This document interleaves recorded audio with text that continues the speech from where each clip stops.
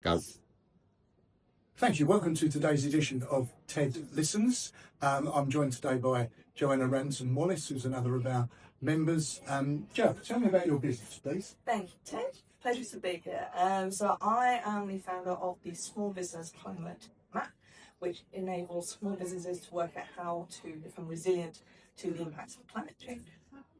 Thank you. And can you tell me a little bit more about the impact of climate change on Britain's smallest businesses, please, and how they could use you to take advantage? So there's three main ways that climate change is going to be impacting small business, which is weather, our once-in-a-century storms that are now every year almost, that are having much more detrimental impacts, essentially the weather, which then falls into insurance, all those kind of things. And then secondly, we have all of our new rules and regulations that are coming into place. So things like the advertising. If you make a green claim, you have to have the evidence, verified evidence, to back up your claim. If you don't have that evidence, you can land yourself in hot water, like get a £300,000 fine or 10% of your business revenue, whichever is lowest. If you are a marketer and you advertise a green claim of one of your clients, you can also fall into that category. The EU are also now implementing some new rules. So there's a second tier. And then the third tier is customer demand. So we've got our customers who they want to buy from sustainable businesses. But there's also things like the NHS, which is the UK's largest employer. We've got 11% of employees in the whole of the country. I think it's 4% of all businesses are NHS.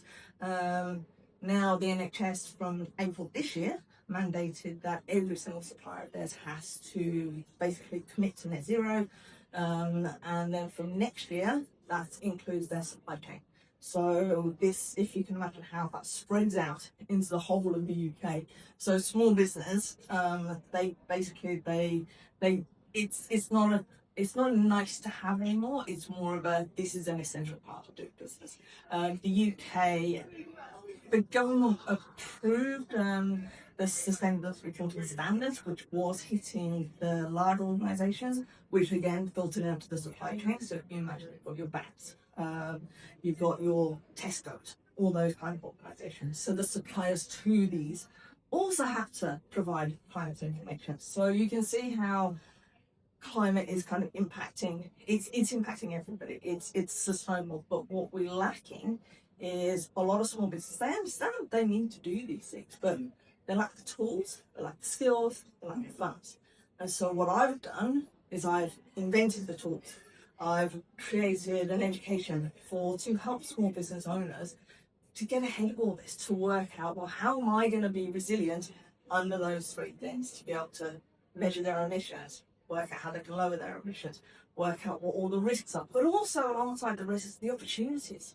Because if you, as your own organisation, if you say we are net zero, or we're working to be net zero, you can advertise. And so you can build your membership. Two questions in one. Is net zero realistic? And with the emissions that the likes of China and Brazil and others are putting out, ours is very insignificant by comparison. So what would you comment on that? I would say, especially with China, from China's manufacturing, if you import from China and you're an NHS supplier, your manufacturer in China will have to be working towards net zero. Otherwise, you can't be net zero if your manufacturer is net zero. So it's impacting.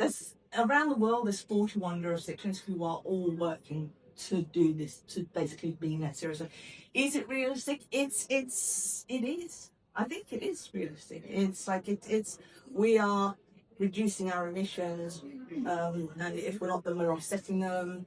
And so I think it is realistic because it's being pushed. The European Union is pushing it. Japan's doing it. Canada's doing it. It's not like we're alone in doing this. It's everywhere around the world doing this. So yeah, I think it is. For the listeners as much as me. Yes. We, as YBC, would like to be part of this. Yes. So we'll have that conversation. Definitely. One will help us to be compliant, but we'll hopefully help our members compliant. Definitely. Where do you see the future for you? By going through organisations like us, or local authorities, or individually? my preference is through organisations yourself because you've got the distribution. And if I can have, because I mean, I could consult with individual businesses, but it's the amount of businesses that need to be doing this and need to start actually sort of like, preparing themselves, to start capturing their emissions.